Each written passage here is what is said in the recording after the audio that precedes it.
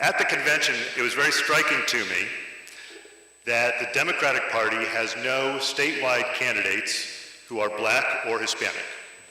We have no members of Congress who are black or Hispanic. I can't even recall the last significant candidate the party had who was black or Hispanic for a congressional or Senate race.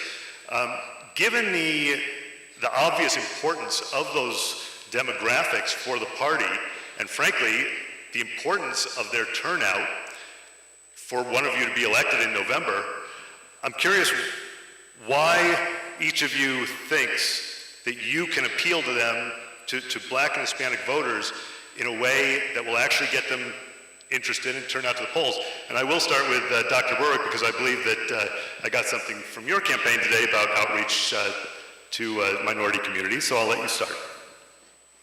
Well, this is central to the future of the Commonwealth. We're a state that remains divided by chasms of poverty, injustice, inequality, and even racism. There's a residue of racism. And it's not the kind of Commonwealth that I think we really want, and we need to work very hard to correct it. That's why I positioned equality and social justice issues so centrally in my campaign. I want to commit to ending hunger and homelessness within a short period of time in this Commonwealth. I want to set us on a trajectory toward ending childhood poverty.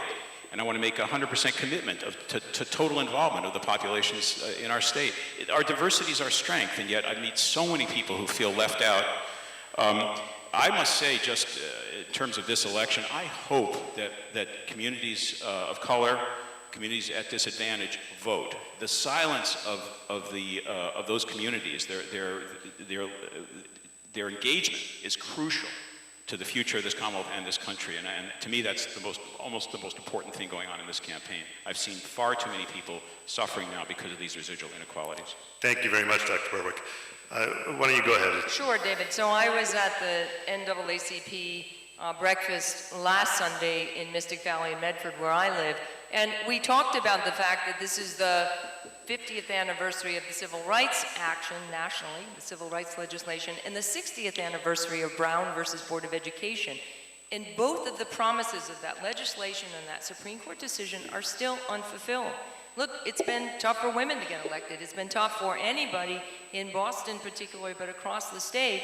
And we need to change that. And the message that I hear from people all the time is exactly that there are communities of color that feel unengaged, unincluded, with the inability to get the education and the jobs that they want and they should be able to. And that's why I think as Attorney General, I said, we still have, although not the overt racism of the 60s and 70s, but we have a different insidious, institutionalized racism of poverty and still segregation, and the inability of people to get access to the opportunities that others in Massachusetts have.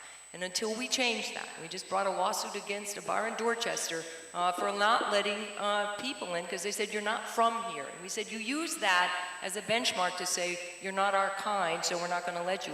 We got a settlement on that.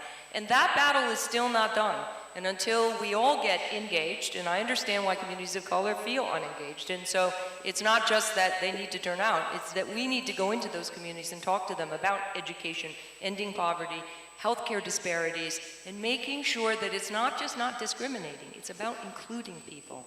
And all of us who are Democrats have that responsibility to do that. Thank you very much, Attorney General. Mr. Treasurer, same issue? I'd like to get specific because you've got to get beyond the rhetoric. If you're going to appeal to men and women to support you, you've got to show that you've got a track record. Not that you're making a lot of promises during a campaign, but you've got a history and a track record.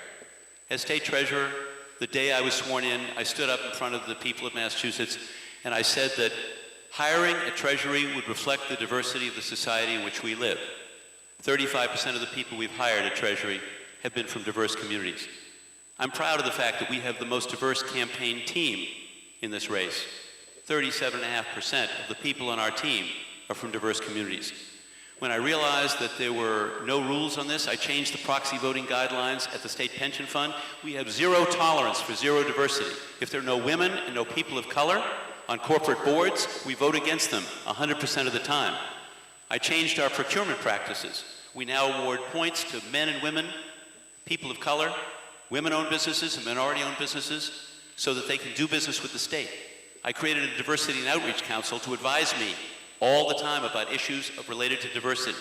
And finally, as many of you know, I created the Small Business Banking Partnership, which has poured money into local community banks, and the particular focus of this program is to put money and loans in the hands of businesses owned by women, people of color, immigrants, and veterans. $1.3 billion of loans, over 8,300 loans all over the state, creating jobs. This is about economic empowerment broadly and widely shared. That's what one Commonwealth that levels the playing field and leaves no one behind is all about. That's what I talked about at the convention. That's what I'll talk about every day of this campaign. Thank you very much.